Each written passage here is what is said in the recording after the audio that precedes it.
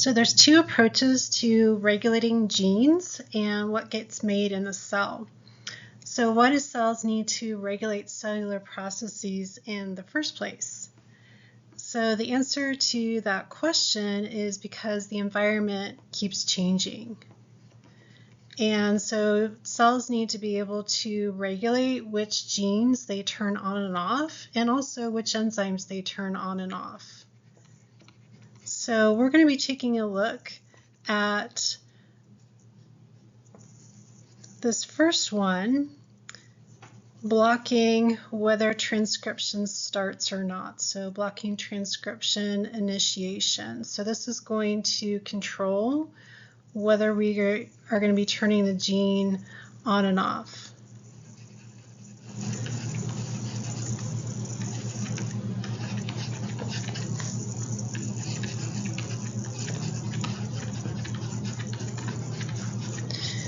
And then if the cell has already done transcription and they've made the messenger RNA, and then they decide, oh, wait a minute, we actually don't want to do translation and actually make that protein, they can also block translation as well. So we'll get to that a little bit later. And then cells can also, once they've already made the enzymes, they can also turn the enzymes on and off. And they can do that by doing like competitive inhibition of the enzymes or non-competitive inhibition of the enzymes. And we've already talked about that previously, so we're not going to get into that again. Okay, and then just a couple of vocabulary words here. So the term induction. So that's just the process that turns on the transcription of a gene. So the gene has been turned off, and then if you induce the gene, that just turns it on. So the way I kind of remember this is like if you have a woman that's pregnant and you induce labor, you would be turning on the labor. So that's kind of the way I remember that word. And then repression. This is just talking about you've got a gene that's turned on, and if you repress the gene, you turn it off. So you turn off the transcription of the gene. And then we've got a couple more vocabulary words here. We've got constitutive genes. So these constitutive genes are genes that are always turned on. So we've got genes in our cells that are always turned on. So for example, the genes that make the enzymes for glycolysis, they're always on because we're always doing glycolysis. We always need to be having a supply of those enzymes, so those genes are always turned on. Okay, and then we have inducible genes. So these genes are always going to be turned off unless the substrate's present. So for example, if we have the lac operon, lac just stands for lactose. So we're not going to turn on that lac operon unless lactose is present, because we don't want to be making those enzymes to break down lactose unless our substrate lactose is present. So the example here would be our lac operon. And then the other important thing to remember is these inducible genes or inducible operons are going to be found in these catabolic pathways. So like, for example, breaking down lactose as a food source.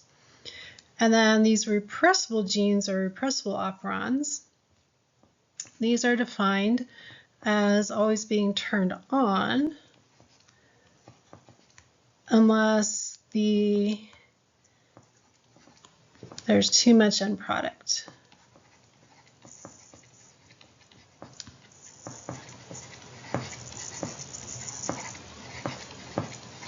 Okay, so an example of a repressible operon will be the trip operon.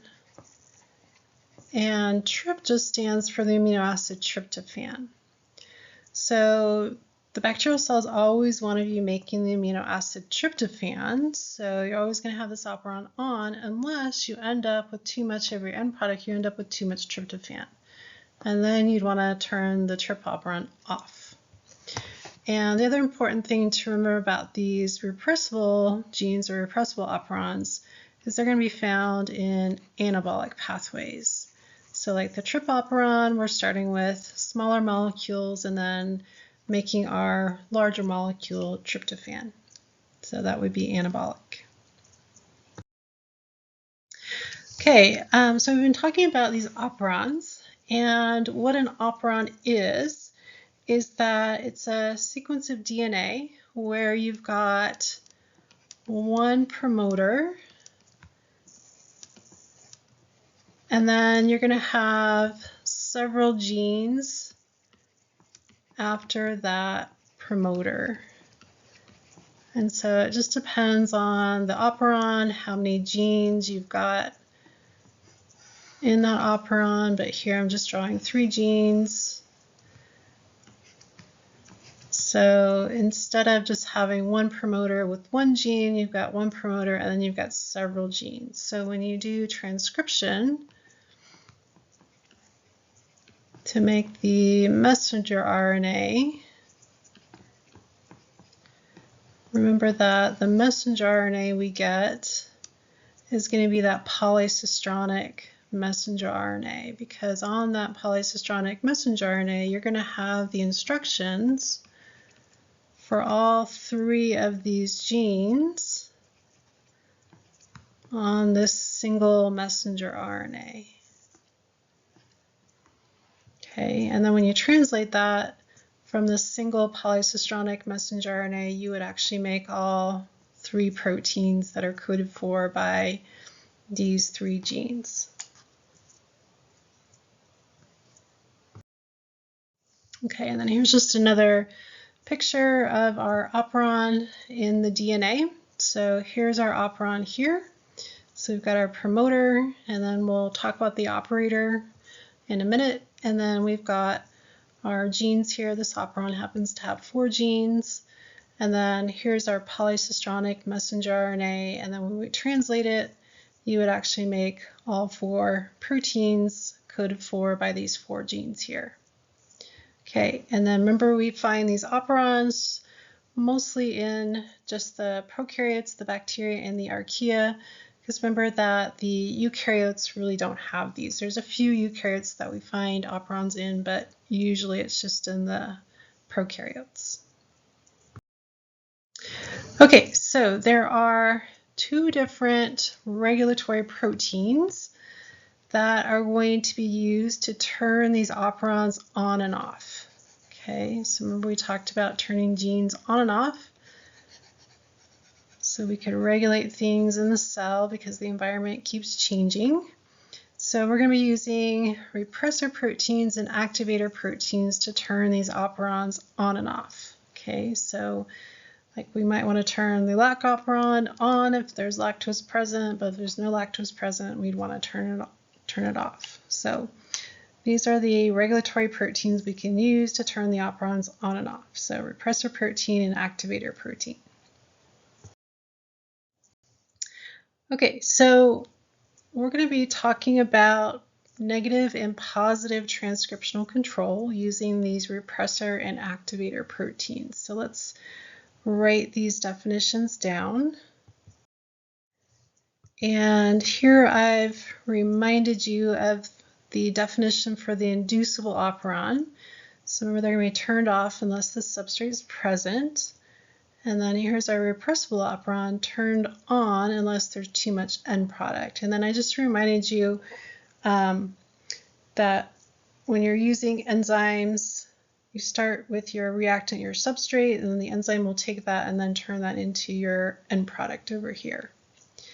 Okay, and then for negative transcriptional control, you are going to be using a repressor protein.